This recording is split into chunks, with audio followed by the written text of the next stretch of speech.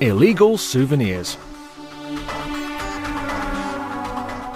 While on holiday, people want to buy something unique from the area to show people back home.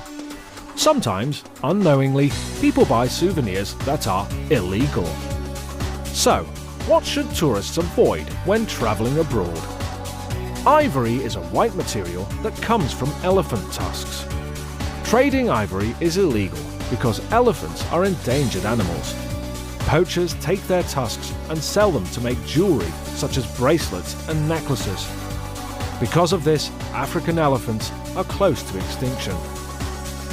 Sea turtles have a hard covering or shell which protects them from harm.